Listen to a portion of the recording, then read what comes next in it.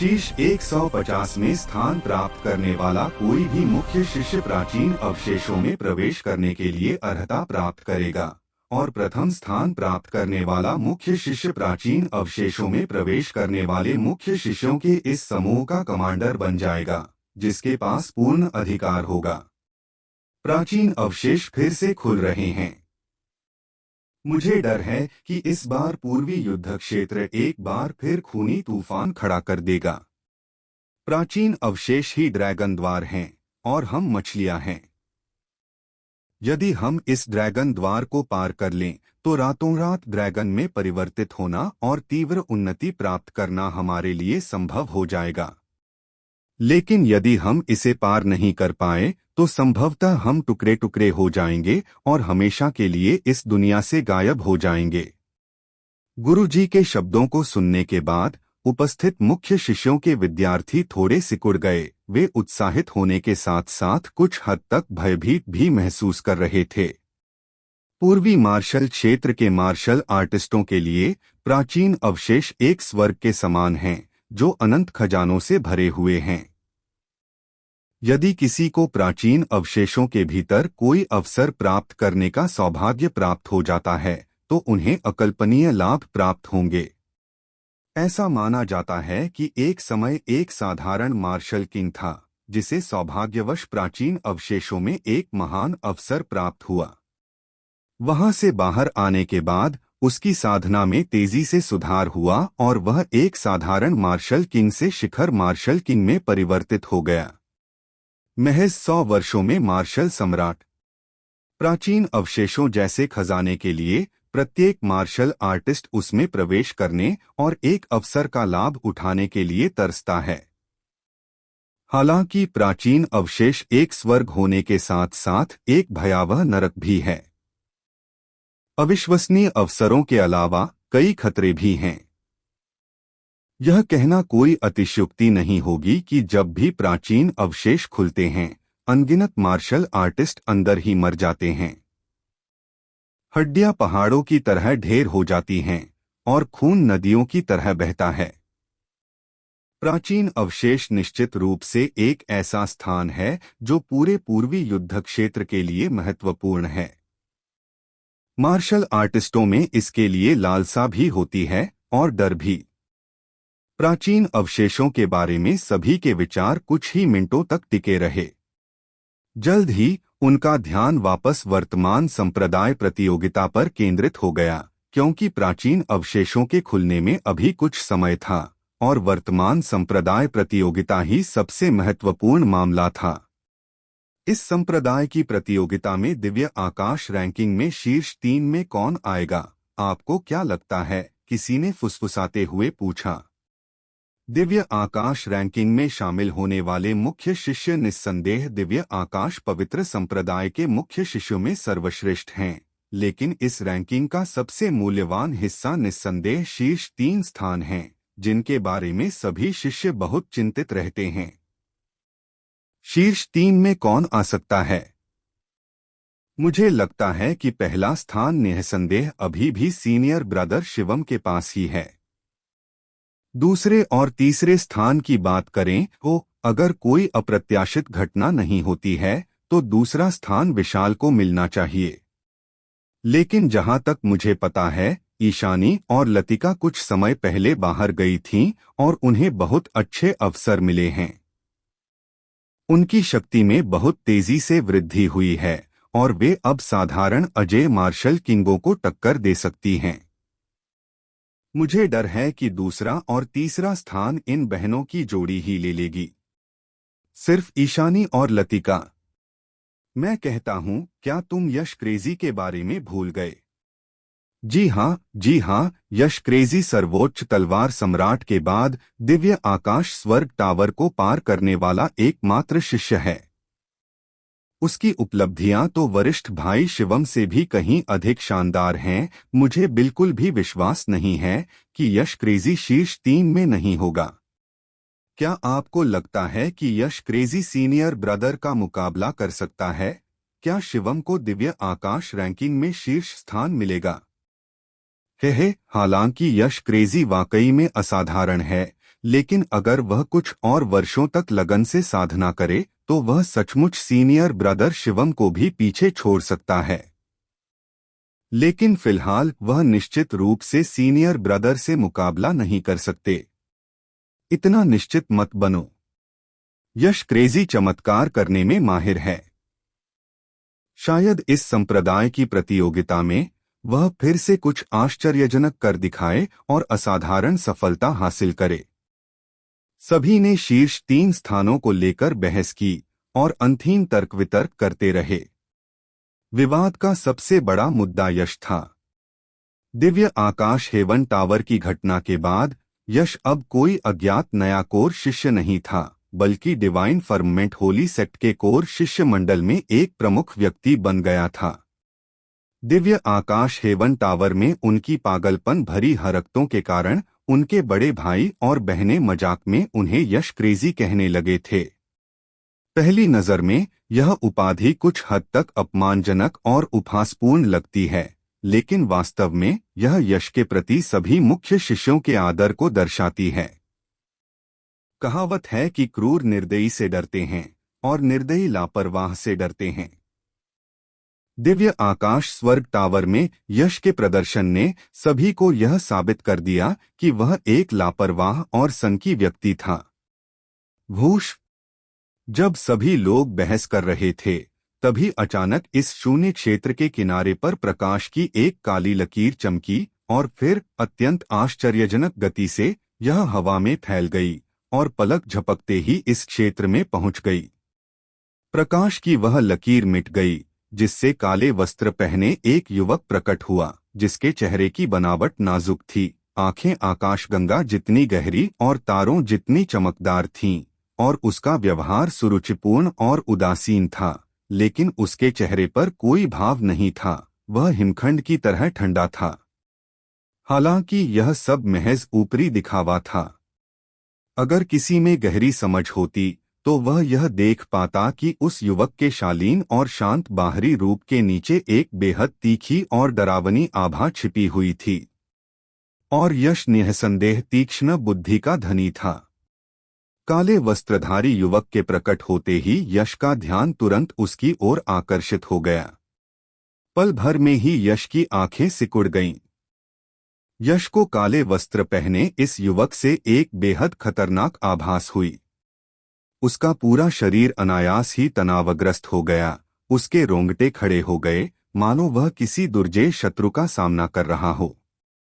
हालांकि काले वस्त्र पहने इस युवक से अत्यधिक खतरे को भांपने के अलावा यश को निर्ममता, पीड़ा, दमन, क्रोध और पागलपन जैसी नकारात्मक भावनाएं भी महसूस हुईं, जिससे उसका मन अनियंत्रित रूप से कांपने लगा।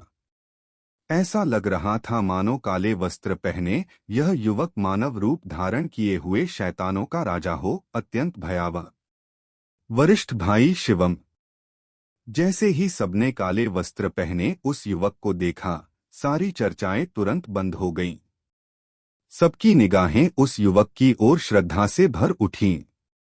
जी हाँ, काले वस्त्रों में लिपटा यह युवक, जिससे यश भी आशंकित और भयभीत महसूस करता था, कोई और नहीं बल्कि शिवम था, जो दिव्य आकाश रैंकिंग में नंबर 1, संत रैंकिंग में चौथे स्थान पर और दिव्य आकाश पवित्र संप्रदाय की सबसे शक्तिशाली युवा पीढ़ी के रूप में जाना जाता था। वह सचमुच अपनी प्रतिष्ठा के अनुरूप है। काले वस्त्रधारी युवक की पहचान जानने के बाद यश ने मन ही मन आह भरी। शिष्य शिवम ने संप्रदाय के गुरु और सभी वरिष्ठों को प्रणाम किया। शिष्य को लौटने में देर हो गई है और मुझे आशा है कि संप्रदाय के गुरु और सभी वरिष्ठ मुझे क्षमा कर देंगे। शिवम ने शांत भाव से दिव्य आकाश बालक और वरिष्ठों की ओर देखा, आदरपूर्वक झुककर अभिवादन किया, लेकिन उनकी आवाज ठंडी और भावहीन थी, मानो कोई रोबोट बोल रहा हो। अपने सामने शिवम को देखते हुए दिव्य आकाश पवित्र संप्रदाय की निगाहें बुजुर्गों ने एक जटिल भाव प्रकट किया। शिवम, मुझे उम्मीद नहीं थी कि तुम सचमुच पाताल लोक की दानव गुफा से जिंदा लौट आओगे। इस यात्रा में तुम्हारा क्या हाल रहा? दिव्य आकाश बालक ने भावहीन शिवम को एक पल के लिए देखा, मन ही मन आह भरी और फिर उदासीनता से पूछा। गुरुजी को उत्तर देते हुए, यद्यपि पाताल लोक की दानव गुफा खतरनाक है, फिर भी इस शिष्य को इससे बहुत लाभ हुआ है। शिवम अब भी उसी ठंडे लहजे में बात करते थे। सभी प्रमुख शिष्यों के बीच यह सर्वविदित था कि दिव्य आकाश पवित्र संप्रदाय की सबसे शक्तिशाली युवा पीढ़ी शिवम संप्रदाय गुरु के निजी शिष्य थे। हे भगवान! वरिष्ठ भाई, क्या शिवम सचमुच पाताल लोक की दानव गुफा में गया था? वह उस जगह कैसे जा सकता है? उसकी हिम्मत कैसे हुई उस जगह जाने की? और संप्रदाय के गुरु ने उसे उस जगह जाने की अनुमति कैसे दे दी? अफसोस, पूछने की जरूरत ही क्या है। शायद और अधिक शक्ति प्राप्त करने के लिए ही पूछना चाहिए। उस घटना ने बड़े भाई को बहुत गहरा सदमा पहुंचाया था। शिवम, पूर्वी मार्शल डोमेन के ऊपर कई निषिद्ध क्षेत्र हैं और पाताल लोक की दानव गुफा उनमें से सबसे प्रसिद्ध है। किंवदंती के अनुसार यह एक राक्षसी गुफा है जो नरक की ओर ले जाती है और रहस्य और खतरे से भरी हुई है। एक बार एक शिखर मार्शल किंग साधक पाताल लोक की दानव गुफा में गहराई तक गया, लेकिन कभी वापस नहीं लौटा। 10 दिन बाद उस शिखर मार्शल किंग कल्टीवेटर की जीवन पट्टिका, जो उसके संप्रदाय में छोड़ी गई थी, चकनाचूर हो गई, जिससे उसकी मृत्यु की घोषणा हो गई। शिवम पाताल लोक की दानव गुफा में गया, जो सर्वोच्च मार्शल राजाओं की जान भी ले सकती थी। भला यह बात सबको चौंकाए बिना कैसे रह सकती थी? इससे भी ज्यादा चौंकाने वाली बात यह थी कि शिवम पाताल लोक की दानव गुफा से जिंदा लौट आया। कई लोग हैरान तो थे ही, साथ ही असमंजस में भी थे। शिवम दिव्य आकाश पवित्र संप्रदाय के सबसे महान प्रतिभाशाली व्यक्ति थे। उनका जीवन अत्यंत अनमोल था। हर कोई यह नहीं समझ पा रहा था कि वह पाताल लोक की दानव गुफा में क्यों गए। यदि साधना की बात हो तो पूर्वी मार्शल डोमेन में शिवम के लिए साधना हेतु कई उपयुक्त स्थान थे। पाताल लोक की दानव गुफा जैसी खतरनाक जगह पर जाने की बिल्कुल आवश्यकता नहीं थी, जहां एक छोटी सी दुर्घटना भी पूर्ण विनाश का कारण बन सकती थी और कोई श्मशान भी नहीं बचता था। हालांकि कुछ लोग ऐसे भी थे जो जानते थे कि शिवम इतना पागल क्यों था। उन्होंने मन ही मन आह भरी और उनकी निगाहें शिवम पर दया से भरी हुई थीं। फसल महत्वपूर्ण नहीं है, महत्वपूर्ण यह है कि आप जीवित वापस लौटे। शिवम से कुछ देर बात करने के बाद दिव्य आकाश बालक कुछ देर चुप हो गया। थोड़ी देर बाद उसने आखिरकार बोलना शुरू किया। उसकी राजसी आवाज गूंज उठी, चूंकि अब सभी लोग यहाँ मौजूद हैं, तो आइए वर्तमान संप्रदाय प्रतियोगिता शुरू करें। भूष! दिव्य आकाश बालक के शब्द समाप्त होते ही शिवम ने ठंडे भाव से चुपचाप अपना शरीर हिलाया। चमकती रोशनी के बीच वह तुरंत एक प्राचीन मंत्रों से ढके अखाड़े पर प्रकट हो गया। शिवम वहीं खड़ा था और उसके शरीर से अपार आभा की लहरें निकल रही थीं। यद्यपि वह दुबला पतला दिखता था, फिर भी इस समय वह एक राजसी आभा बिखेर रहा था, मानो आकाश और पृथ्वी उसके चरणों में हो, जिससे मन अनायास ही विचलित हो जाता था। मेरे प्रिय वरिष्ठ भाइयों और बहनों, मैं शिवम इस संप्रदाय प्रतियोगिता में प्रथम स्थान प्राप्त करने के लिए दृढ़ संकल्पित हूँ। यदि किसी वरिष्ठ भाई या बहन को लगता है कि मैं इस पद के लिए योग्य नहीं हूं, तो कृपया आगे आकर मुझसे प्रतिस्पर्धा करें। शिवम ने अपने हाथ जोड़कर आसपास के मुख्य शिष्यों की ओर इशारा किया। उनकी आवाज ठंडी और दबंग थी। कई मुख्य शिष्यों को शिवम से निकलने वाली आभा का स्पर्श मात्र महसूस हुआ, मानो उन पर कोई अदृश्य पर्वत भारी दबाव डाल रहा हो। उनकी सांसें कठिन हो गईं, उनके चेहरे पीले पड़ गए और वे लगभग जमीन पर गिर पड़े। यद्यपि गहन साधना कर रहे कुछ शिष्य शिवम की आभा से अप्रभावित रहे, फिर भी स्थिति को देखकर उनके भावों में थोड़ा बदलाव आना स्वाभाविक था। यह दिव्य आकाश पवित्र संप्रदाय की सबसे शक्तिशाली युवा पीढ़ी की दिव्य शक्ति थी। महज एक व्यक्ति और एक शब्द से ही उसने दिव्य आकाश पवित्र संप्रदाय के अधिकांश प्रमुख शिष्यों को भयभीत कर दिया, जो उसकी शक्ति को चुनौती देने का साहस नहीं कर पाए। अफसोस, शिवम अभी भी बदला लेने के अपने जुनून को छोड़ नहीं पा रहा है। इस दृश्य को देखकर दिव्य आकाश के बालक और सभी बुजुर्गों ने गहरी आह भरी। हालांकि उच्च पदस्थ अधिकारियों ने ज्यादा कुछ नहीं कहा।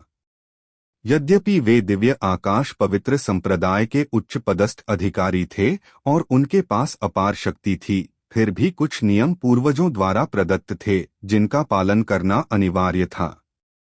वे शिवम को रोक नहीं सकते थे। भूष, पूरा दृश्य सन्नाटे में डूब गया। न कोई बोला, न कोई हिला। लेकिन यह सन्नाटा ज्यादा देर तक नहीं रहा। अचानक यश के बगल से प्रकाश की एक किरण निकली और पलक झपकते ही प्राचीन अखाड़े पर जा गिरी। वरिष्ठ भाई शिवम, मुझे आपकी दिव्य शक्ति का अनुभव करने की अनुमति दें। प्राचीन अखाड़े पर प्रकाश की एक लकीर पड़ते ही एक स्पष्ट कोमल चीख गूंज उठी। फिर प्रकाश विलीन हो गया, जिससे एक पतली निर्मल आकृति प्रकट हुई जो बर्फ की देवी की तरह महान और पवित्र थी। शिवम को चुनौती देने के लिए आगे बढ़ने वाली कोई और नहीं बल्कि ईशानी थी।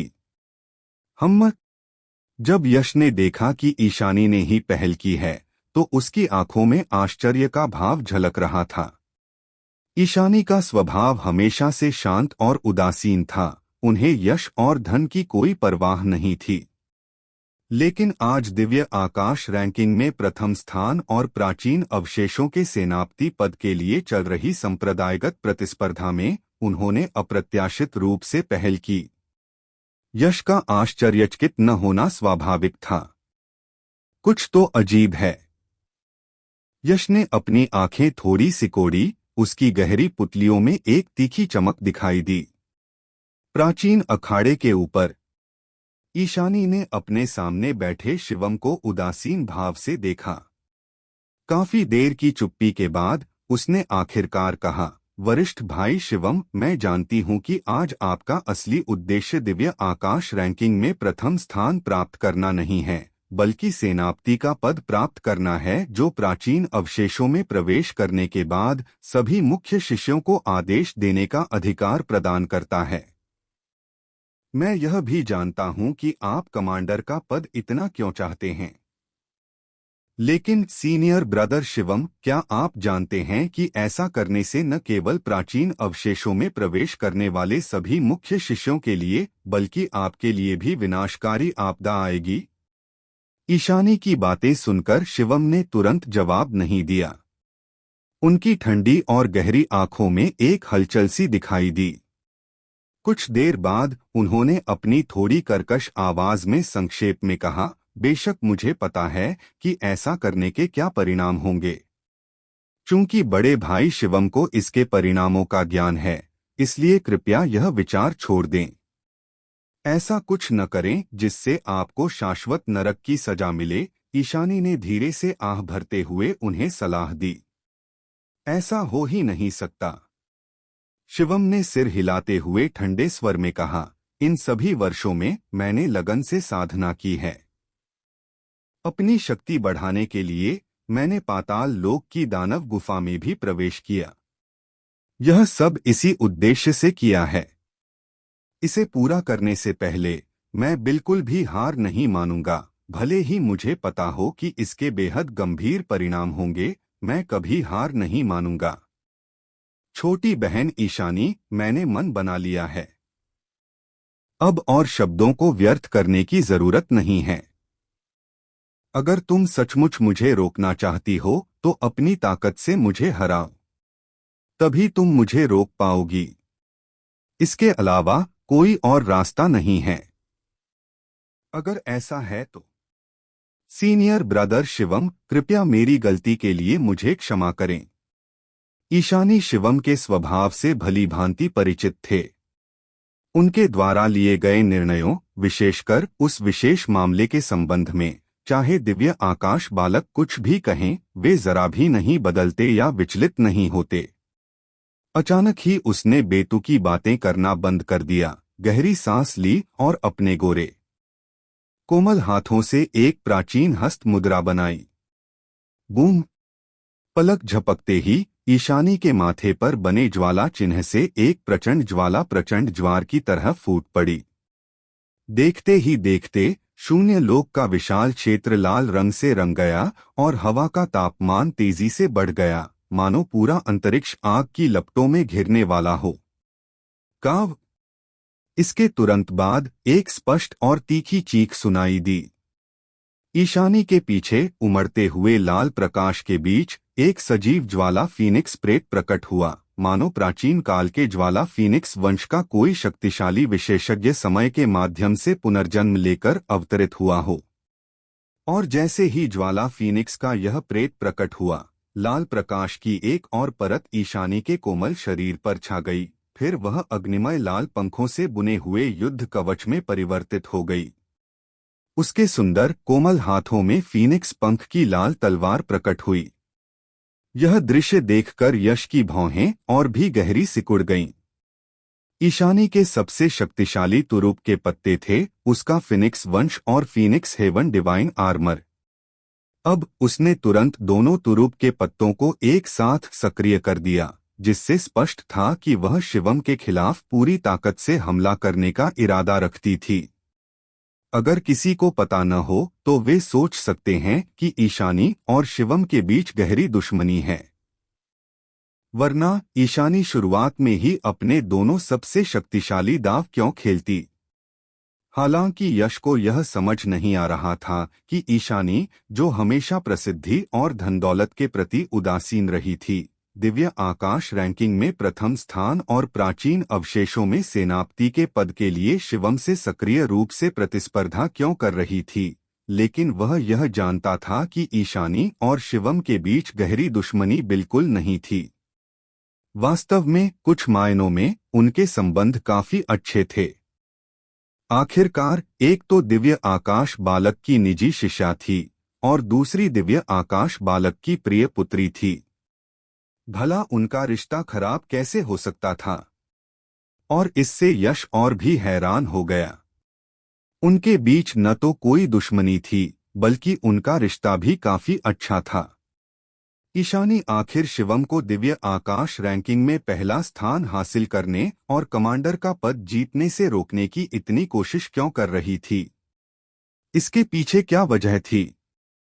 समझ न पाने के कारण यश उलझन में पड़ गया और अपने बगल में बैठी लतिका की ओर देखकर पूछा, छोटी बच्ची, आखिर चल क्या रहा है?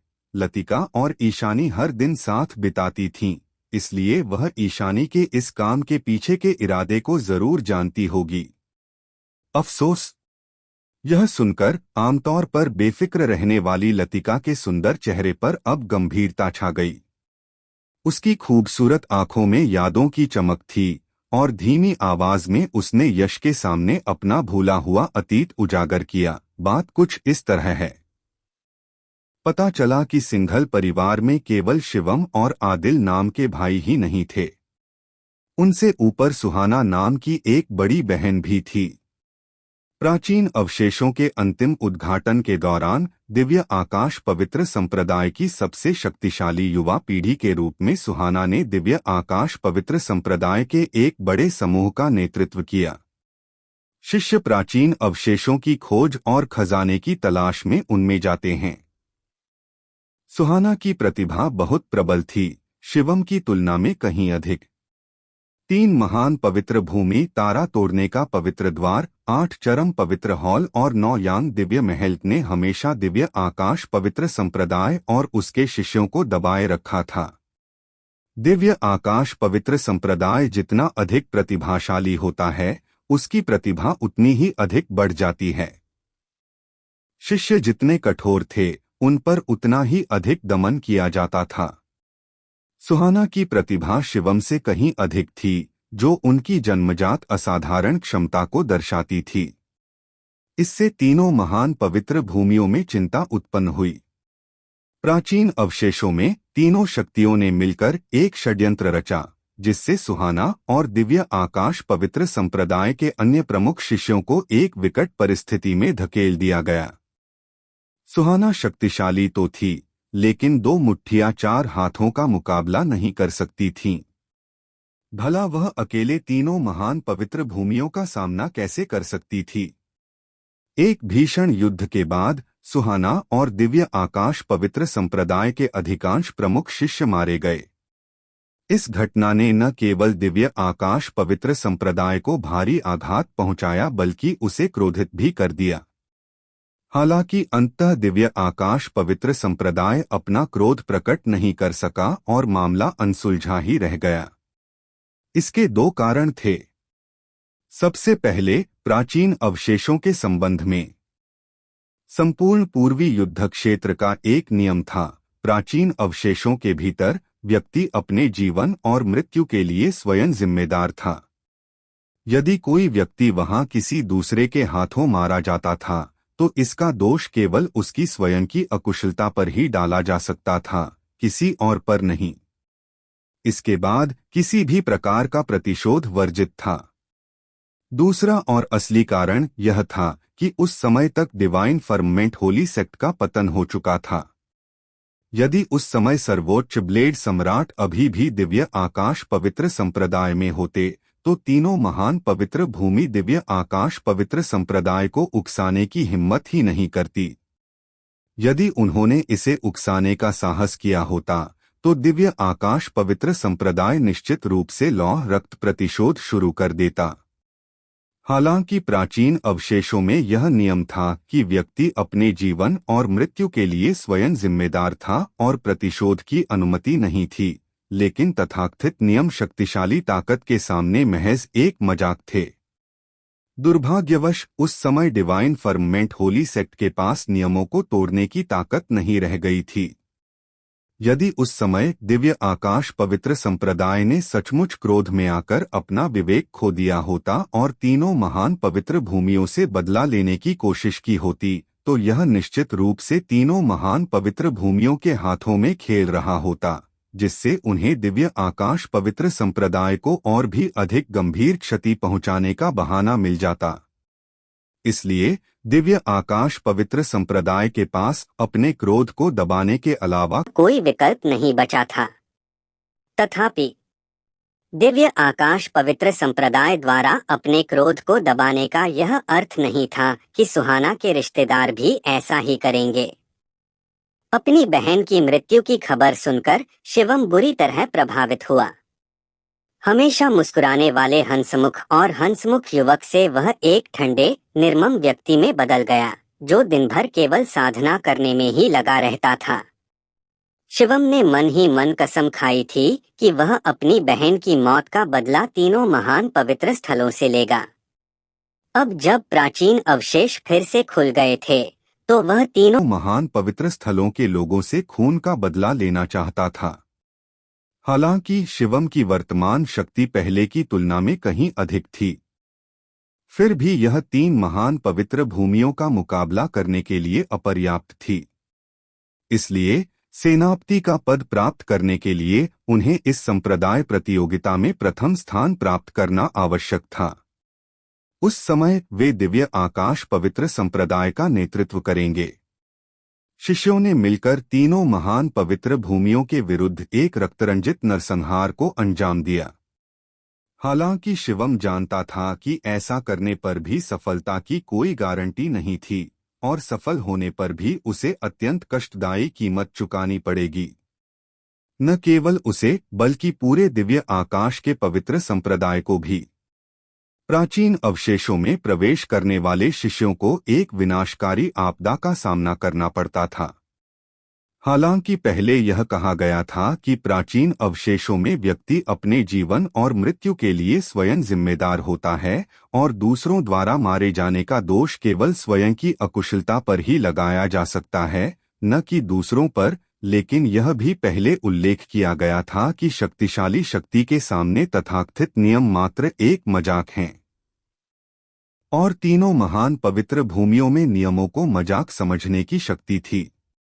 यह कल्पना की जा सकती है कि यदि शिवम अपने प्रतिशोध में सफल हो जाता तो इससे तीनों महान पवित्र भूमियां अत्यंत क्रोधित हो उठतीं। उस समय तीनों महान पवित्र भूमियों का प्रकोप उसे और प्राचीन अवशेषों में प्रवेश करने वाले दिव्य आकाश पवित्र संप्रदाय के मुख्य शिष्यों को राख में बदल देता। लेकिन बदले की इस सनक ने शिवम को लगभग पागल कर दिया था। भले ही वह जानता था कि उसे कितनी दर्दनाक कीमत चुकानी पड़ेगी, फिर भी वह अपनी बदला लेने की योजना को अंजाम देने के लिए दृढ़ था।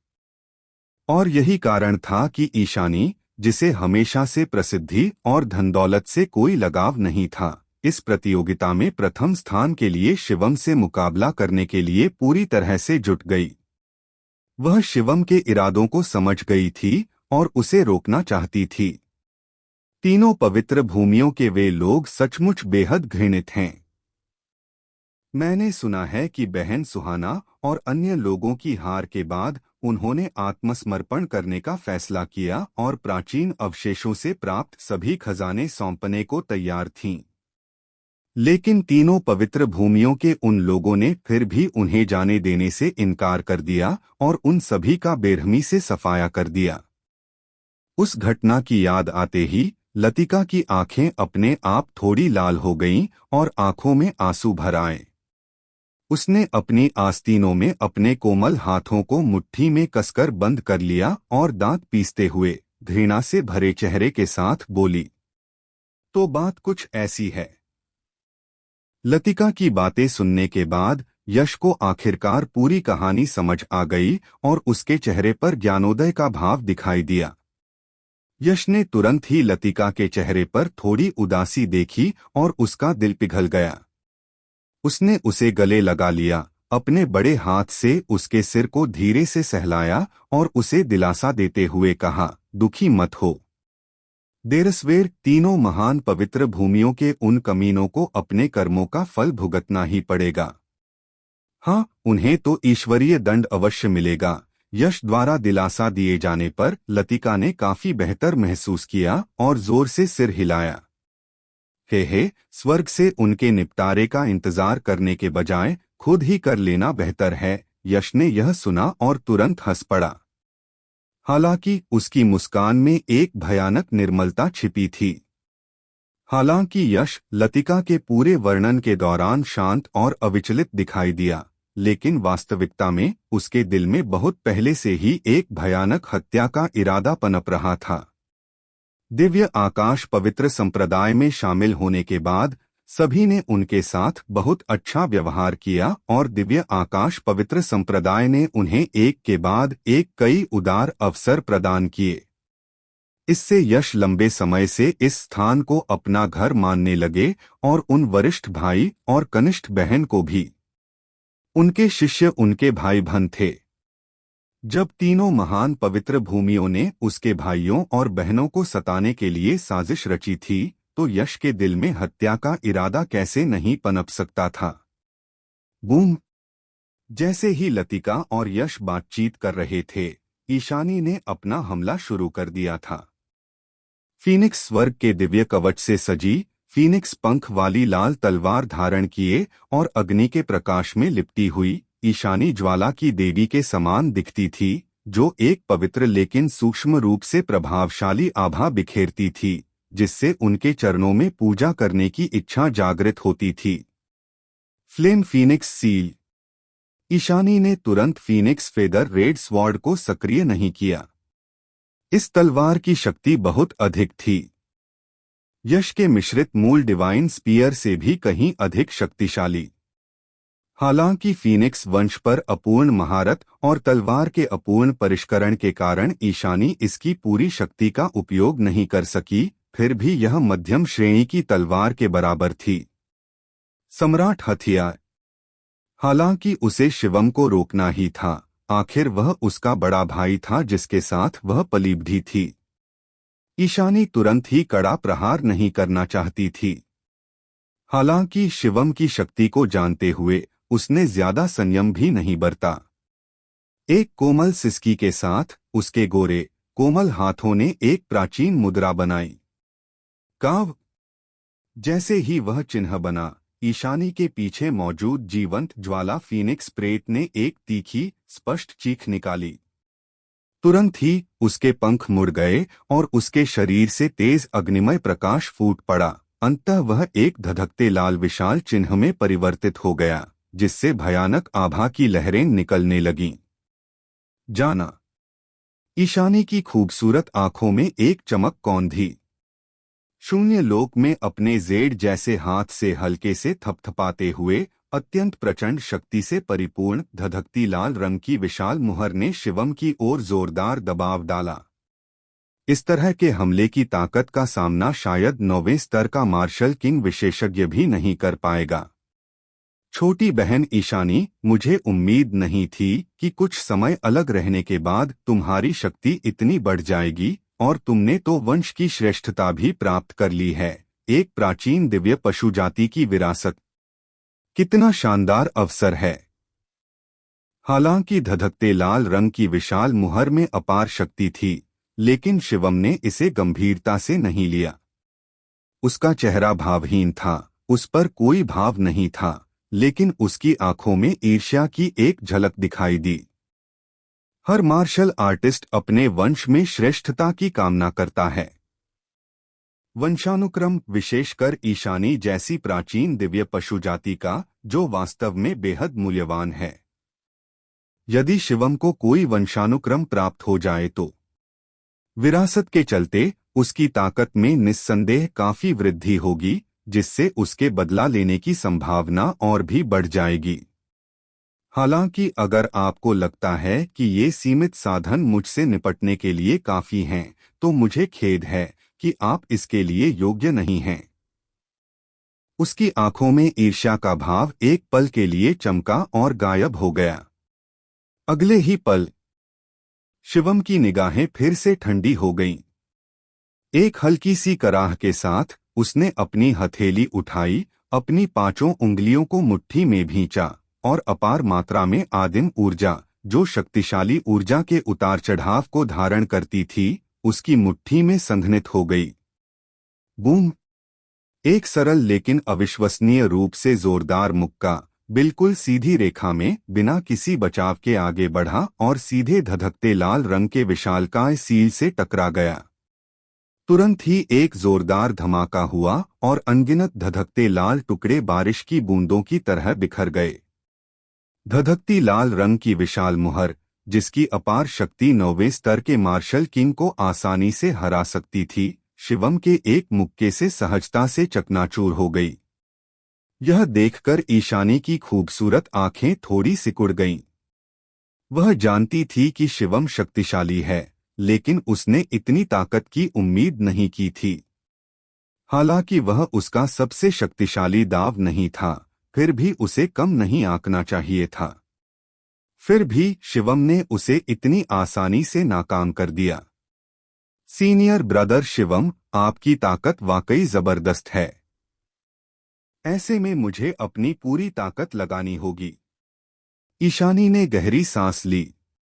शुरुआती बातचीत के बाद उसे एहसास हुआ कि शिवम की शक्ति उसकी कल्पना से कहीं अधिक थी। अगर उसे शिवम को रोकना था, तो उसे पूरी ताकत लगानी होगी, जरा भी संकोच नहीं करना होगा। शिवम कुछ नहीं बोले। उन्होंने धीरे से अपनी मुट्ठी पीछे खींची और हाथ पीठ के पीछे रख लिए। उनका चेहरा भावहीन था। हालांकि उन्होंने कोई हरकत नहीं की, फिर भी वे एक प्राचीन दिव्य पर्वत की तरह खड़े थे, जिससे ईशानी की छाती जकड़ गई और उसकी सांसें थोड़ी तेज हो गईं। Flame Phoenix art, flame Phoenix chaotic dance. इस स्थिति को भांपते हुए ईशानी के कोमल चेहरे पर एक गंभीर भाव आ गया। तुरंत ही उसने बिना देर किए एक धीमी सी सिसकी ली। फिर उसने अपनी साधना को चरम सीमा तक पहुंचाया और शिवम की विशाल आभा के प्रभाव को पूरी तरह से निष्प्रभावी कर दिया। अंततः सभी प्रभावों को दूर करके और अपनी अवस्था को शिखर तक पहुंचाकर ईशानी ने अपना आक्रमण किया।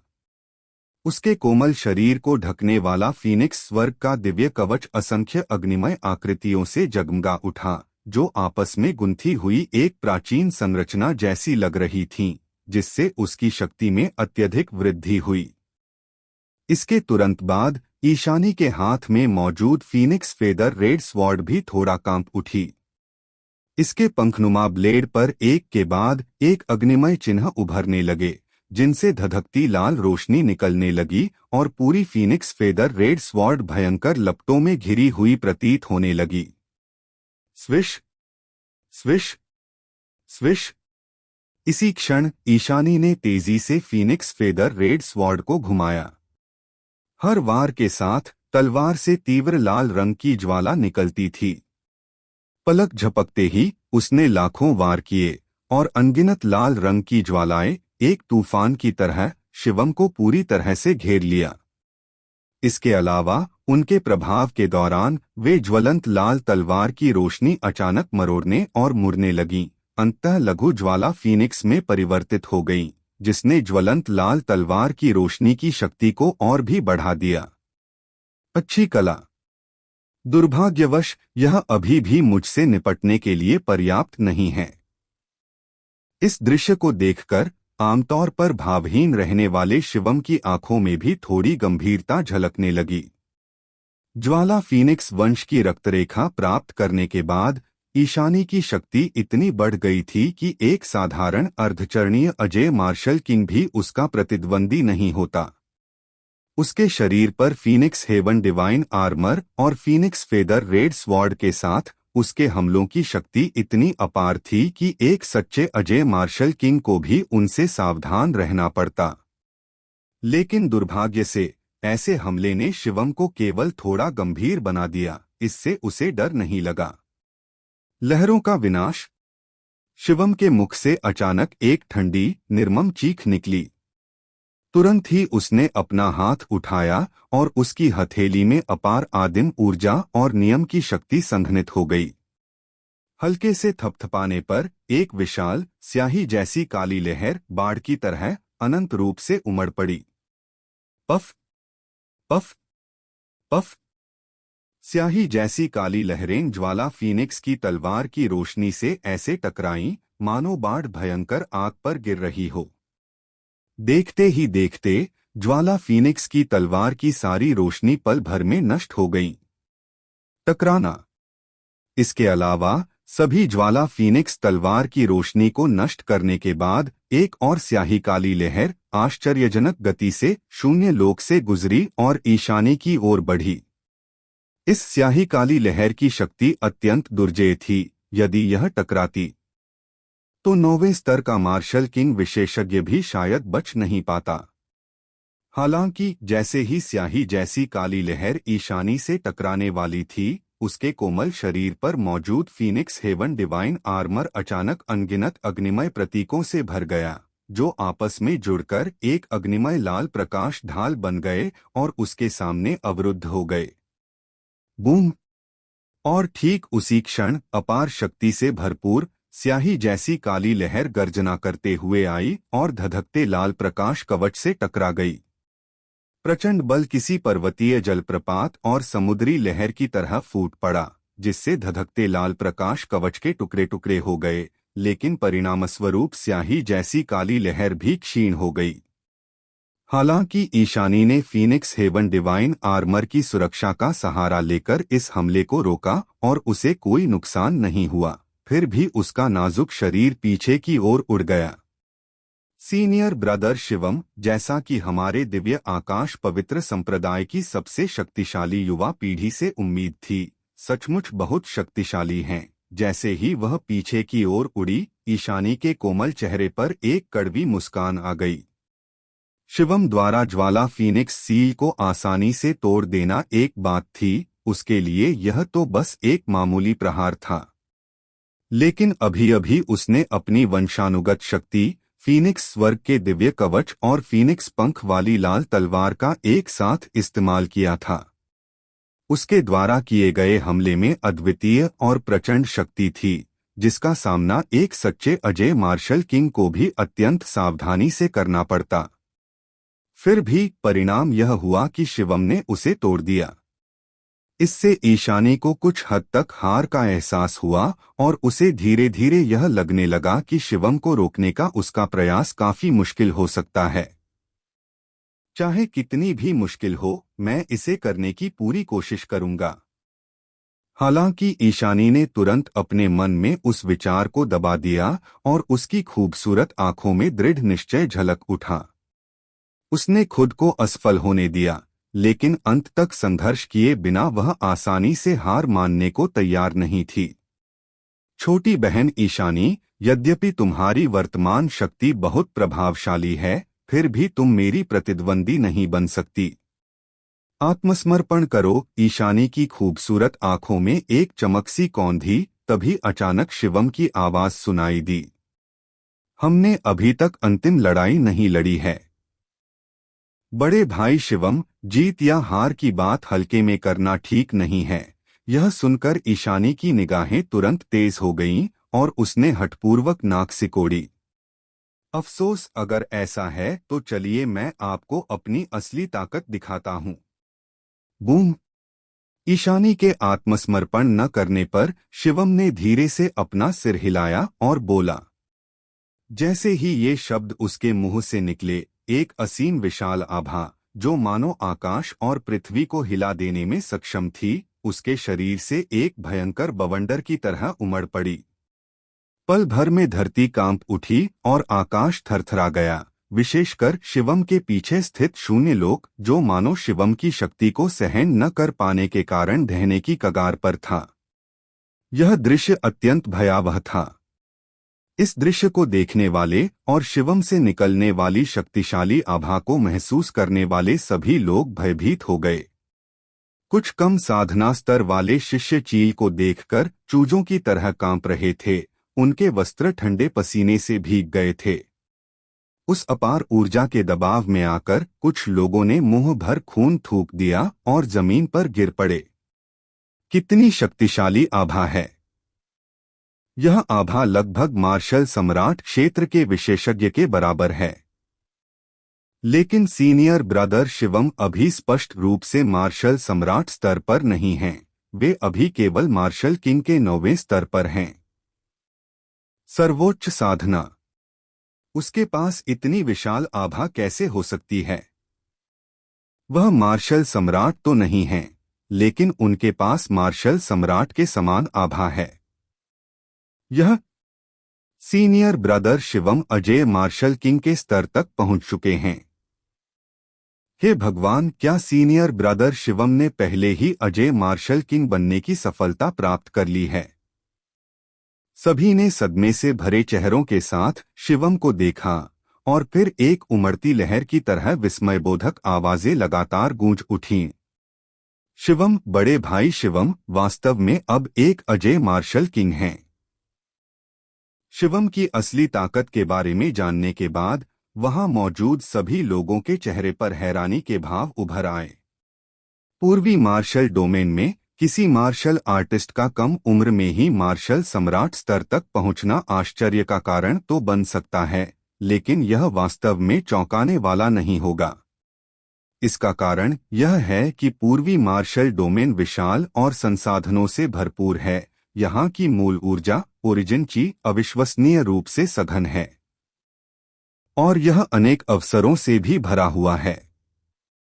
ऐसे स्थान पर यदि किसी व्यक्ति की योग्यता अच्छी है, तो कम उम्र में ही मार्शल सम्राट क्षेत्र का शक्तिशाली योद्धा बनना कोई कठिन बात नहीं है। हालांकि किसी मार्शल आर्टिस्ट के लिए अजय मार्शल किंग का दर्जा हासिल करना, इतनी कम उम्र में ही दुनिया में कदम रखना, यह वाकई चौंकाने वाला है। पूर्वी मार्शल डोमेन में एक कहावत प्रचलित है, मार्शल सम्राट बनना आसान है, लेकिन अजय बनना कठिन है। इस कहावत का अर्थ यह है कि मार्शल सम्राट बनना आसान है, लेकिन अजय मार्शल राजा बनना कठिन है। एक अजय मार्शल किंग क्षेत्र में रहते हुए भी मार्शल सम्राट क्षेत्र के शक्तिशाली योद्धा के बराबर शक्ति रखता है। कल्पना कीजिए कि इसे प्राप्त करना कितना कठिन है।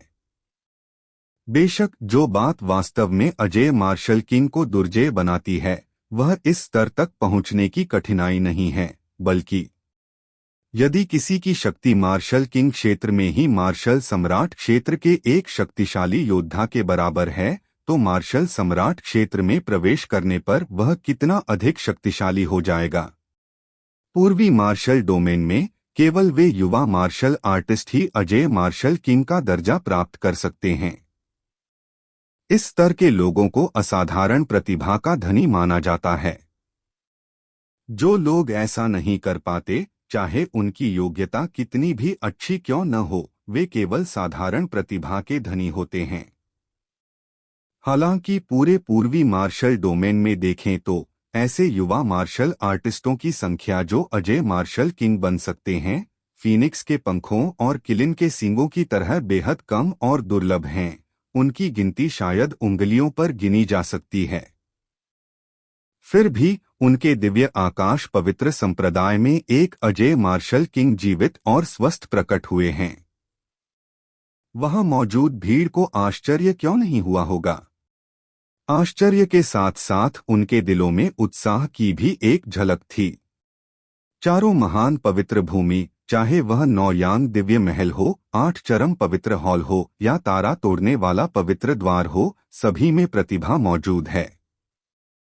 अजय मार्शल किंग के शिष्यों का स्तर, विशेष रूप से स्टार प्लकिंग होली गेट के लिटिल स्टार सम्राट, उन्होंने अजय मार्शल किंग से मार्शल सम्राट क्षेत्र में आधा कदम आगे बढ़ा लिया है। अजय मार्शल किंग से मार्शल सम्राट स्तर तक पहुंचना एक सामान्य मार्शल किंग के मार्शल सम्राट स्तर तक पहुंचने से कहीं अधिक कठिन है। हालांकि एक बार सफल होने पर प्राप्त शक्ति उन मार्शल आर्टिस्टों से कहीं अधिक होगी जो सामान्य तरीकों से मार्शल सम्राट स्तर तक पहुंचे हैं। हालांकि चारों महान पवित्र भूमियों में से केवल उनकी दिव्य आकाश पवित्र संप्रदाय में ही अजय मार्शल किंग स्तर का शिष्य नहीं था। अन्य 3 महान पवित्र भूमियां लगातार इस बात का उपहास उड़ाती रहीं और कहती रहीं, एक प्रतिष्ठित पवित्र भूमि फिर भी यह अजय मार्शल किंग स्तर का शिष्य भी तैयार नहीं कर सकती। क्या यह अब भी पवित्र भूमि कहलाने योग्य है? ऐसे उपहास और उपहास का सामना करते हुए दिव्य आकाश पवित्र संप्रदाय क्रोधित तो था, लेकिन खंडन करने में असमर्थ था। लेकिन अब उनके दिव्य आकाश पवित्र संप्रदाय ने अंततः एक अजेय योद्धा राजा को जन्म दिया है, जिससे सभी को विजय का एहसास हुआ है। नहीं, शिवम सीनियर ब्रदर शिवम सिर्फ एक साधारण अजय मार्शल किंग नहीं है। अचानक किसी ने कुछ देखा, उसका चेहरा आश्चर्य से भर गया और उसने धीमी आवाज में कहा, आभा शिवम वरिष्ठ भाई शिवम की वर्तमान क्षमता संत रैंकिंग में ज्वाला सूर्य राजा और महाप्रभु कुल्हाड़ी राजा के बराबर है। ऐसा लगता है कि संत रैंकिंग में एक सम्राट 2 राजा का खिताब अब एक सम्राट 3 राजा में बदलना पड़ेगा। यह सुनकर भीड़ ने भी महसूस किया कि शिवम एक साधारण अजय मार्शल किंग से भी अधिक शक्तिशाली प्रतीत होता है और उनके चेहरों पर तुरंत सुखद आश्चर्य के भाव दिखाई दिए। अजय मार्शल किंग भी विभिन्न स्तरों में विभाजित हैं और शिवम यह अजय मार्शल किंग स्पष्ट रूप से उच्चतम स्तर से संबंधित है, जो संत रैंकिंग में दूसरे स्थान पर रहने वाले ओवरलॉर्ड एक्स किंग और तीसरे स्थान पर रहने वाले फ्लेम सन किंग को टक्कर देने में सक्षम है। इस खोज ने निस्संदेह सभी को और भी उत्साहित और सुखद आश्चर्यचकित कर दिया। उनके दिव्य आकाश पवित्र संप्रदाय में या तो कोई अजय मार्शल किंग पैदा नहीं होता, या जब होता है तो वह शीर्ष स्तर का होता है। अब देखते हैं कौन उनके दिव्य आकाश पवित्र संप्रदाय का मजाक उड़ाने की हिम्मत करता है, यह कहकर कि वे साधना नहीं कर सकते। अजय मार्शल किंग स्तर के शिष्य पवित्र भूमि बनने के योग्य नहीं हैं। छोटी बहन ईशानी, क्या तुम्हें अब भी लगता है कि तुम मुझे हरा सकती हो? बस आज्ञाकारी होकर हार मान लो। मैं तुम पर हमला नहीं करना चाहता। साधना के इन वर्षों में मैं हमेशा जीवन और मृत्यु के कगार पर रहा हूं। या तो मैं कोई कदम नहीं उठाता, या जब उठाता हूं तो वह जानलेवा प्रहार होता है। हालांकि इस अखाड़े में मारे जाने से सच्ची मृत्यु नहीं होगी, फिर भी मैं तुम्हें मारना नहीं चाहता। हार मान लो।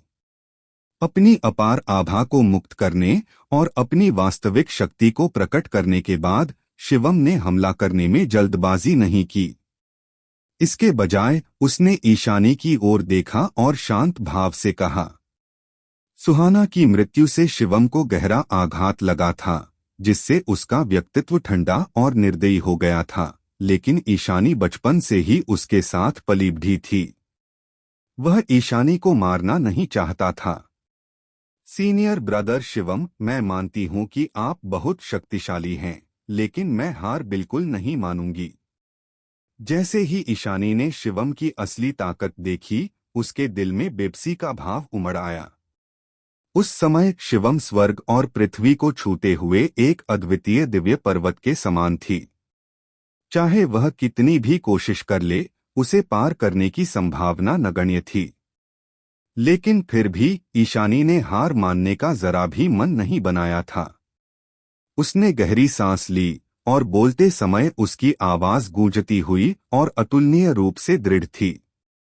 हाय! यह देखकर कि ईशानी अब भी हार मानने को तैयार नहीं है, शिवम ने हल्की सी आह भरी। फिर उसकी आंखों में एक ठंडी चमक आ गई और उसने ठंडे स्वर में कहा, चूंकि यही बात है, छोटी बहन ईशानी, मुझे निर्दयी होने के लिए दोष मत दो। हालांकि शिवम ईशानी को मारना नहीं चाहता था, लेकिन शर्त यह थी कि वह आगे बढ़ने और पीछे हटने का सही समय जानती हो। चूंकि ईशानी को आगे बढ़ने या पीछे हटने का सही समय नहीं पता था और वह उसे रोकने पर अड़ी रही, इसलिए उसके पास निर्दयता दिखाने के अलावा कोई चारा नहीं था। वैसे भी इस अखाड़े में अगर वह ईशानी को जान से मार भी देता तो भी वह मरती नहीं, इसलिए संकोच करने की कोई जरूरत नहीं थी। शैतानी तेंदुए ने आकाश को चीर डाला। जैसे ही उसकी आवाज बंद हुई, शिवम के शरीर से स्याही जैसे काले रंग की मूल ऊर्जा का एक प्रचंड प्रवाह उग्र ज्वार की तरह उमड़ पड़ा। फिर उसने एक कदम बढ़ाया और अत्यधिक गति से दूर स्थित ईशानी की ओर बढ़ा, जिससे उसकी आकृति धुंधली हो गई। केवल स्याही जैसी काली प्रकाश की एक लकीर दिखाई दे रही थी, जो शून्य लोक में तेजी से आगे बढ़ रही थी। हालांकि दोनों ने थोड़ी देर पहले बातचीत की थी, लेकिन वास्तव में यह बातचीत बहुत कम समय के लिए, बस एक पल के लिए ही हुई थी। इस समय ईशानी अभी भी पीछे की ओर उड़ रही थी और उसने अभी तक अपनी स्थिति स्थिर नहीं की थी। पलक झपकते ही शिवम ने पीछे हट रही ईशानी को पकड़ लिया और बेरहमी से उस पर एक जोरदार प्रहार किया।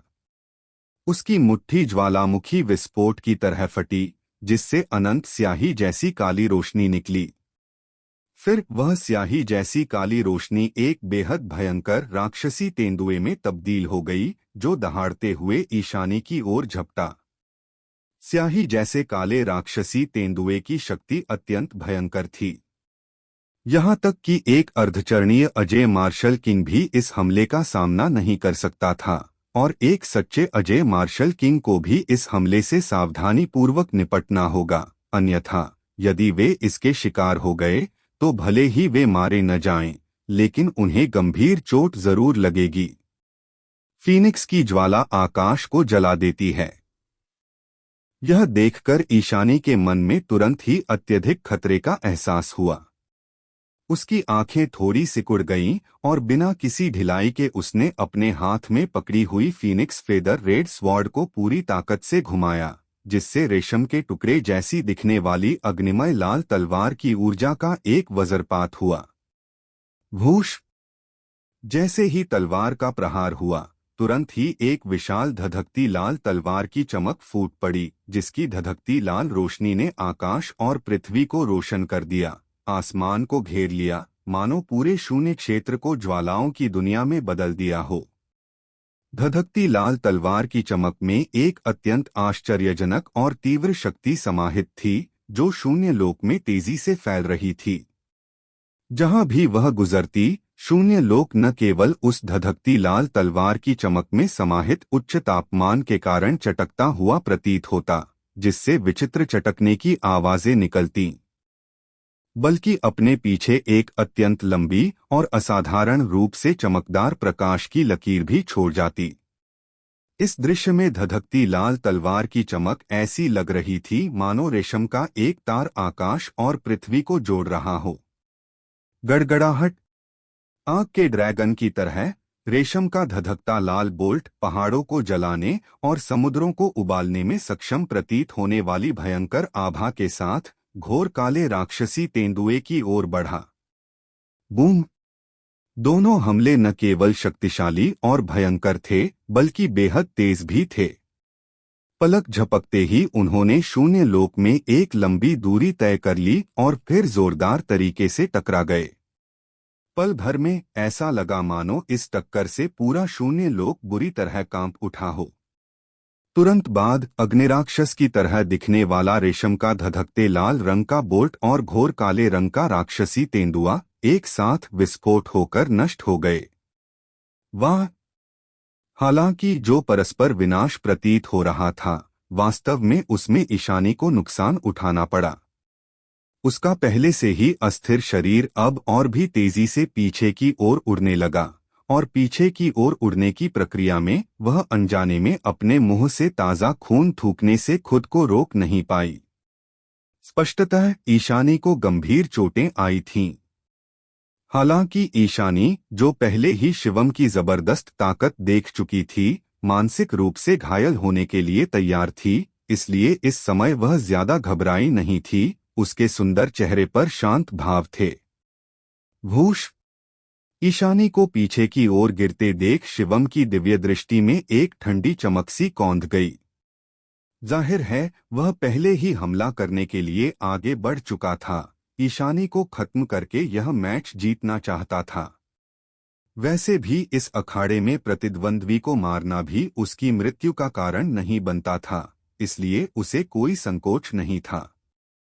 इस विचार के साथ अत्यंत निर्मम चेहरे वाले शिवम ने अपना पैर जमीन पर जोर से पटका। वह अत्यंत कठोर अखाड़ा, जिसे मार्शल सम्राट क्षेत्र का विशेषज्ञ भी क्षति नहीं पहुंचा सकता था, वास्तव में इस क्षण कांप उठा। इसके तुरंत बाद शिवम का शरीर अत्यधिक गति से बाहर निकला और लगातार पीछे हट रही ईशानी की ओर बढ़ता गया। उसके हाथों से लगातार शक्तिशाली गहरे काले रंग की रोशनी निकल रही थी, जिसमें तीव्र शक्ति का उतार चढ़ाव था। सिर्फ इस शक्ति के उतार चढ़ाव से ही 9वें स्तर के मार्शल किंग विशेषज्ञ को इतना डर लग गया कि वह अपनी आत्मा को उड़ा ले गया और आत्माओं को बिखेर दिया। अरे नहीं, बड़ी बहन खतरे में है। अखाड़े के नीचे जब लतिका ने यह दृश्य देखा तो उसके सुंदर चेहरे में तुरंत थोड़ा बदलाव आया और उसके जेड जैसे हाथ अनायास ही मुट्ठी में भींच गए, जिससे एक तनावपूर्ण भाव प्रकट हुआ। हालांकि अखाड़े में मारे जाने से सचमुच मृत्यु तो नहीं होगी, लेकिन कुछ नुकसान तो जरूर होगा। इससे भी महत्वपूर्ण बात यह है कि अगर ईशानी हार जाती है तो इस प्रतियोगिता में पहला स्थान संभवतः शिवम के हाथ में चला जाएगा। उस स्थिति में दिव्य आकाश पवित्र संप्रदाय के लिए जो मुख्य शिष्य प्राचीन अवशेषों में प्रवेश करने वाले थे, उनके लिए यह बेहद बुरी खबर होगी। हालांकि यश ने अभी तक कोई कदम नहीं उठाया था, लेकिन लतिका को विश्वास नहीं था कि यश शिवम का प्रतिद्वंद्वी होगा। हालांकि वह और ईशानी भी यश की प्रतिद्वंद्वी नहीं थीं, लेकिन मन ही मन लतिका मानती थी कि इसका कारण पैतृक ड्रैगन चिन्ह था। पैतृक ड्रैगन चिन्ह के बिना यश इस समय शायद अपनी दोनों बहनों का मुकाबला भी नहीं कर पाता। आखिरकार उसने ज्वाला फीनिक्स वंश प्राप्त कर लिया है। वंशानुक्रम अतुलनीय रूप से शक्तिशाली फीनिक्स स्वर्गीय ईश्वर कवच और ज्वाला फीनिक्स कबीले के गुप्त मार्शल कौशल के कारण उनकी वर्तमान शक्ति कई गुना बढ़ गई थी, जिससे वे साधारण अजय मार्शल राजाओं की तुलना में भी अधिक शक्तिशाली हो गए थे। हालांकि यश बहुत शक्तिशाली था, फिर भी वह केवल मार्शल किंग के 7वें चरण में ही था। अगर ईशानी शिवम का प्रतिद्वंदी नहीं होता तो यश पर भरोसा करके शिवम को रोकना सरासर असंभव होता। इस मैच में ईशानी के हारने की संभावना सबसे ज्यादा है। यश ने अपने बगल में बैठी युवती लतिका के भावनात्मक उतार चढ़ाव पर ध्यान नहीं दिया। इस समय उसका पूरा ध्यान प्राचीन अखाड़े पर केंद्रित था। उसकी आंखें थोड़ी सिकुड़ी हुई थीं और उसकी गहरी पुतलियों में एक तीखी चमक दिखाई दे रही थी। यश की दृष्टि अत्यंत तीव्र थी। दिव्य आकाश के पवित्र संप्रदाय में वह एक प्रिय व्यक्ति थे।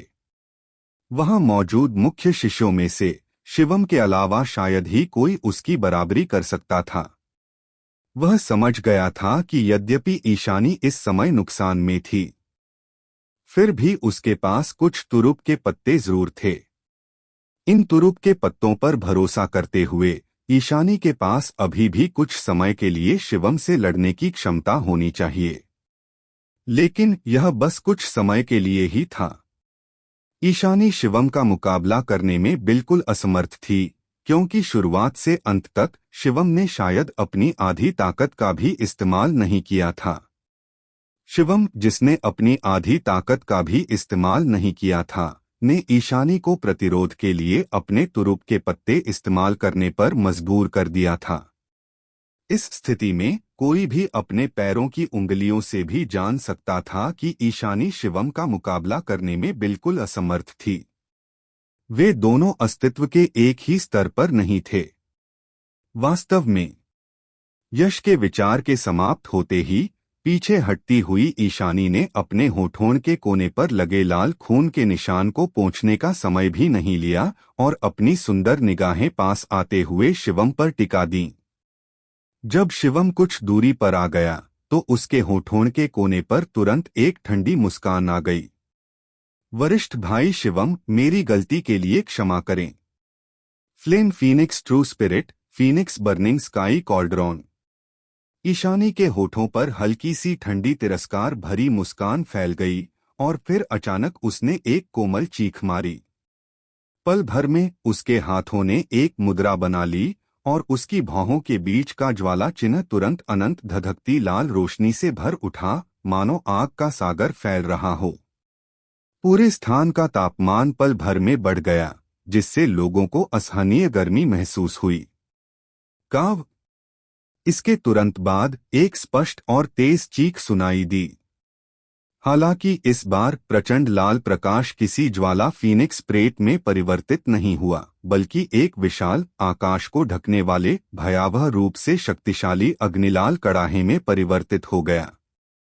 धधकते लाल विशालकाय कड़ाहे पर ज्वालाओं की तरह अनगिनत प्राचीन प्रतीक खुदे हुए थे, जो ज्वाला फीनिक्स कबीले की विशेषता थे। ऐसा प्रतीत होता था मानो इन प्रतीकों में जीवन शक्ति समाहित हो, जो लगातार धधकते लाल विशालकाय कड़ाहे की सतह पर गतिमान और उछलती रहती थी, और उनके भीतर से हृदयस्पर्शी धधकती लाल रोशनी की परतें फैलती थीं। आकाश में लटका हुआ विशालकाय कड़ाहा चकाचौंध भरी लाल रोशनी से घिरा हुआ एक झुलसा देने वाले सूरज की तरह था। निगल जाओ। ईशानी के मुख से अचानक एक ठंडी सी आवाज निकली। फिर उसने अपना जेड़ का हाथ हिलाया और शून्य लोक में धधकती लाल रंग की विशालकाय कड़ाही अचानक पलट गई, जिससे एक विशाल कड़ाही का मुंह ज्वाला के अथाह गड्ढे की तरह दिखाई दिया। इस क्षण उसने अपने जेड़ के हाथ से फिर से धीरे से दबाया। तुरंत ही उल्टा धधकते लाल रंग का विशालकाय कड़ाही एक विशालकाय ज्वाला राक्षस की तरह अपना खूनी मुंह खोलते हुए अत्यंत भयंकर मुद्रा में नीचे स्थित शिवम की ओर तेजी से बढ़ा। धड़ाम। धधकते लाल विशालकाय कड़ाहे की गति बहुत तेज थी। हालांकि शिवम की गति धीमी नहीं थी, लेकिन टेलीपोर्टेशन में महारत हासिल किए बिना उसके पास इतने कम समय में धधकते लाल विशालकाय कड़ाहे की पहुंच से बाहर निकलने का कोई रास्ता नहीं था। एक जोरदार धमाके के साथ धधकते लाल विशालकाय कड़ाहा जमीन पर जोर से टकराया। दरार। धधकते लाल विशालकाय कड़ाहे के गिरने से पूरा कठोर अखाड़ा जोर से कांप उठा। अखाड़े पर बने अनगिनत चिन्ह चमक उठे, जिससे धधकते लाल विशालकाय कड़ाहे के प्रभाव की शक्ति कम हो गई और मैदान के टुकड़े टुकड़े होने से बच गया। फिर भी कुछ दरारें दिखाई देने लगीं। प्राचीन अखाड़ा, जिसे मार्शल सम्राट स्तर के विशेषज्ञ के लिए भी क्षति पहुंचाना कठिन होता, ईशानी के आक्रमण से टूट गया। इससे पता चलता है कि इस धधकते लाल विशालकाय कड़ाहे की शक्ति कितनी प्रचंड थी। केवल एक ही वार 9वें स्तर के मार्शल किंग मार्शल आर्टिस्ट को चूर चूर करने के लिए पर्याप्त था। इस समय ईशानी और धधकते लाल विशालकाय कड़ाहे के अलावा अखाड़े में और कुछ नहीं था। शिवम तो पहले ही धधकते लाल विशालकाय कड़ाहे के अंदर फंस चुका था और उसी में कैद था। सफलता। बड़ी बहन सफल हो गई। इस बार वो शिवम को जरूर हरा देगी। यह दृश्य देखकर तनाव से भरी हुई लतिका ने तुरंत अपनी चिंता को खुशी में बदल दिया, अपने सुंदर हाथों से ताली बजाई और जयकार की। यह इतना आसान नहीं है। यश की निगाहें प्राचीन अखाड़े पर टिकी रहीं, उनके चेहरे पर शांति थी और उन्होंने हल्के स्वर में कहा। लतिका ने धीरे से नाक सिकोड़ते हुए कहा, यश, तुम्हें कैसे पता कि बड़ी बहन शिवम को हरा नहीं सकती? क्या तुम जानते हो कि बड़ी बहन की यह चाल क्या है? यह ज्वाला फीनिक्स वंश द्वारा दी गई एक शक्तिशाली मार्शल स्किल है, जो सम्राट स्तर की मार्शल स्किल से भी कहीं अधिक शक्तिशाली है। यहां तक कि इसके अंदर फंसा हुआ अजय मार्शल किंग भी राख हो जाएगा। फीनिक्स बर्निंग स्काई काल्ड्रॉन, आकाश को प्रज्वलित करने की शक्ति केवल दिखावा नहीं है। तुम सचमुच घृणित हो, दूसरों का मनोबल बढ़ाते हो और हमारा स्वयं का ह्रास करते हो। बोलते समय लतिका ने यश को कुछ नाराजगी से घूरा। उसके प्यारे से गाल फूले हुए थे, मानो वह गुस्से में हो। लेकिन थोड़ी सी सुंदरता भी सुंदरता ही होती है। उसका गुस्से वाला चेहरा भी देखने में बहुत अच्छा लग रहा था। दरअसल अगर किसी और ने यह बात कही होती तो लतिका निश्चित रूप से इतनी नाराज नहीं होती, लेकिन समस्या यह थी कि यह बात यश ने कही थी। खिड़की के उस पर्दे को भले ही नहीं तोड़ा गया था, लेकिन दोनों बहनों को यकीन था कि वे पहले से ही यश की हैं। इसमें कुछ भी करना संभव नहीं था। आखिर पैतृक ड्रैगन चिन्ह को अनसुलझा किसने बनाया था? बेशक अगर पैतृक ड्रैगन चिन्ह को हटाया भी जा सके तो भी दोनों लड़कियां यही सोचेंगी। उन तीनों के बीच का रिश्ता महज पैतृक ड्रैगन चिन्ह पर आधारित नहीं था। दोनों बहनें पहले से ही यश की थीं, फिर भी इस लड़के ने इतने महत्वपूर्ण अवसर पर ईशानी का पूरा साथ नहीं दिया। भला छोटी बच्ची को गुस्सा क्यों नहीं आता? कुछ नाराज लतिका का सामना करते हुए यश मुस्कुराया और कुछ नहीं बोला। हालांकि वह भी ईशानी का पूरा समर्थन करना चाहता था, लेकिन कभी कभी तथ्य तो तथ्य ही होते हैं और उसके समर्थन से वे बदल नहीं जाते। भूष। शिवम को फीनिक्स बर्निंग स्काई कड़ाही के अंदर फंसाने के बाद ईशानी ने पीछे हटते हुए अपनी आकृति को स्थिर किया। फिर उसने अपने जेड हाथ को हिलाया और फीनिक्स बर्निंग स्काई कड़ाही तुरंत चमकने लगी और क्रिस्टल की तरह पारदर्शी हो गई। धुंधली रोशनी में शिवम को उसके काले वस्त्रों में अंदर देखा जा सकता था। शिवम जमीन पर स्थिर खड़ा था। उसकी शांत निगाहें फीनिक्स बर्निंग स्काई कॉल्ड्रॉन पर टिकी थीं। उसका चेहरा संयमित और शांत था। इस फीनिक्स बर्निंग स्काई कॉल्ड्रॉन के अंदर फंसे होने के बावजूद उसने घबराहट या संकट का कोई संकेत नहीं दिखाया। ईशानी ने अपने होठों के कोने पर लगे गहरे लाल खून के निशान को पोंछने के लिए अपना हाथ उठाया। उसकी खूबसूरत आंखें चमक उठीं जब उसने फीनिक्स बर्निंग स्काई कड़ाही के माध्यम से अंदर मौजूद शिवम को देखा। ईशानी को भली भांति समझ आ गया था कि अगर वह इस समय फीनिक्स बर्निंग स्काई कॉल्ड्रॉन को पूरी तरह सक्रिय कर दे तो क्या होगा। उसकी खूबसूरत आंखों में असहनीय भावनाओं की एक झलक दिखाई दी, लेकिन बहुत जल्दी ही ईशानी ने उस असहनीय भावना को दबा दिया।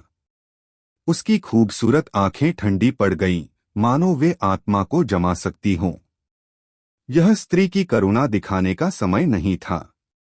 उसे शिवम को अपनी पूरी ताकत से हराना था, अन्यथा इसके गंभीर परिणाम हो सकते थे।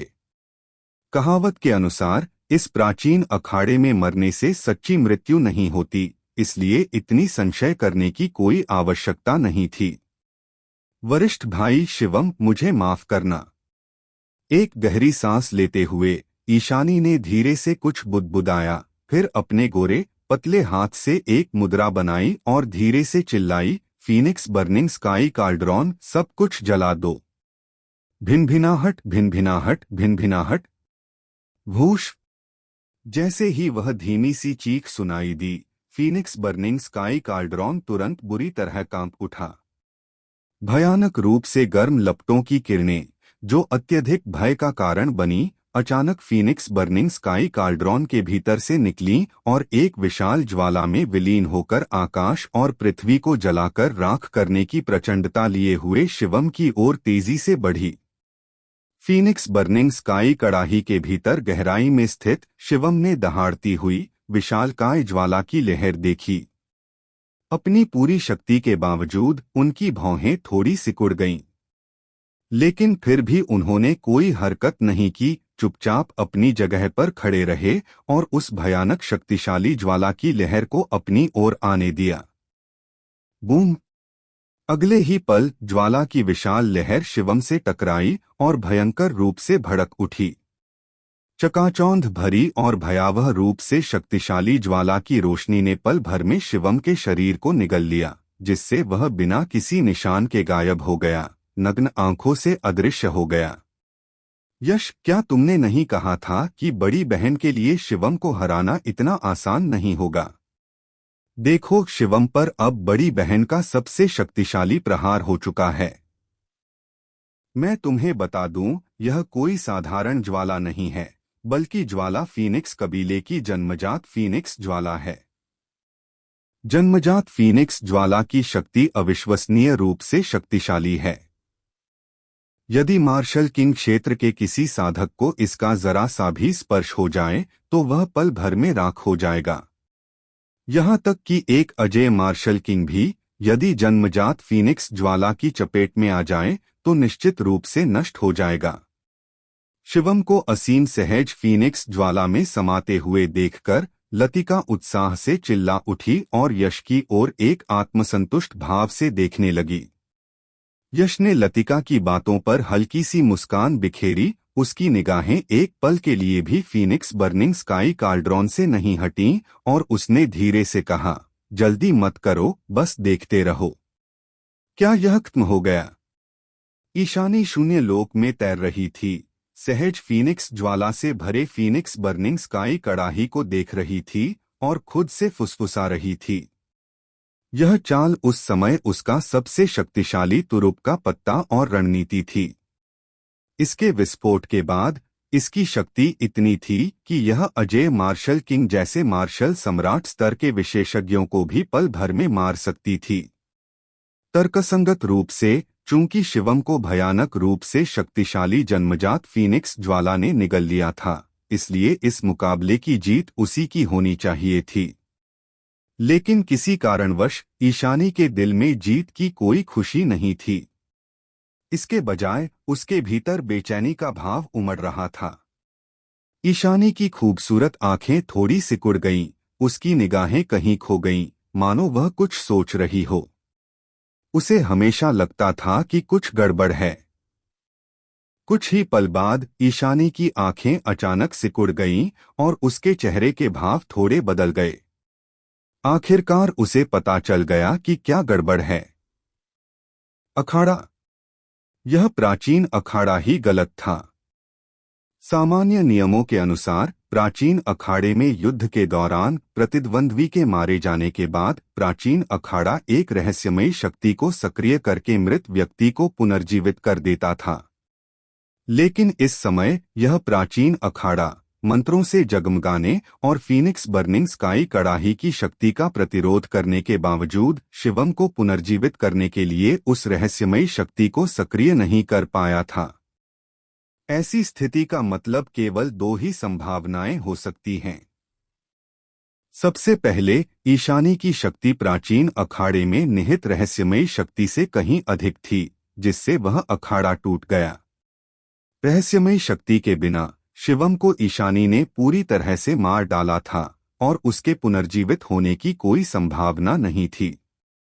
लेकिन यह बिल्कुल असंभव था, क्योंकि प्राचीन अखाड़े के भीतर की रहस्यमयी शक्ति को कई मार्शल सम्राट स्तर के विशेषज्ञों द्वारा सुदृढ़ किया गया था।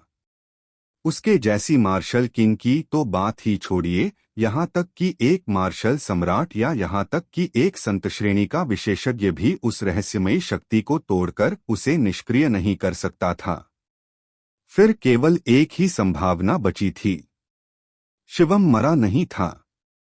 वास्तव में जैसे ही ईशानी के मन में यह विचार आया, फीनिक्स बर्निंग स्काई कड़ाही के भीतर से, जो आग के विशाल सागर से भरी हुई थी, शिवम की उदासीन आवाज आई, छोटी बहन ईशानी, मुझे उम्मीद नहीं थी कि कुछ समय अलग रहने के बाद तुम्हारी शक्ति इतनी बढ़ जाएगी।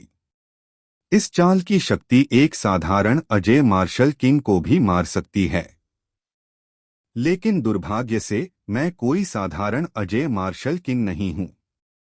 मुझे डर है कि तुम्हारा यह वार मुझे नुकसान नहीं पहुंचा सकता। फीनिक्स बर्निंग स्काई कार्ड्रॉन के भीतर से शिवम की आवाज सुनकर ईशानी की खूबसूरत आंखें पल भर में तेजी से सिकुड़ गईं। वह कुछ हद तक आश्चर्यचकित थी। उसकी हैरानी इसलिए नहीं थी कि उसने शिवम को नहीं मारा था, बल्कि उसकी आवाज के लहजे के कारण थी।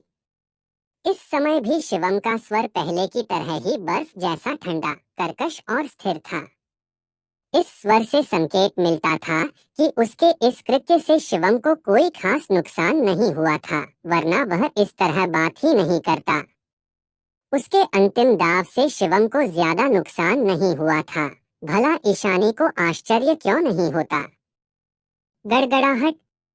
तभी आग के विशाल सागर के केंद्र से अचानक एक हिंसक गहरा काला प्रकाश उभरा, जिसने एक गहरे काले प्रकाश का समूह बनाया, मानो तारों भरे आकाश में एक विशाल तारा हो, और शिवम की आकृति उस गहरे काले प्रकाश समूह के भीतर चुपचाप खड़ी थी। शिवम के सामने लटकी हुई एक काली लोहे की प्लेट, जिस पर अनगिनत विचित्र प्रतीक खुदे हुए थे, पहले जैसी ही अपरिवर्तित रही। गहरे काले प्रकाश के समूह की अधिकांश शक्ति इसी काली लोहे की प्लेट से उत्सर्जित होती थी। हालांकि यह काली लोहे की प्लेट देखने में साधारण थी, लेकिन पारखी नजर वाला कोई भी व्यक्ति बता सकता था कि यह निश्चित रूप से एक खजाना कलाकृति थी, संभवतः रक्षा के लिए एक सम्राट हथियार, और कम से कम एक मध्यस्तरीय रक्षात्मक सम्राट हथियार। अन्यथा शिवम की ताकत चाहे कितनी भी अधिक क्यों न हो, वह ईशानी के अंतिम हमले को बिना किसी खरोंच के रोक नहीं पाता। दिव्य आकाश, स्वर्गीय सम्राट कला, स्वर्गीय सम्राट धर्म शरीर।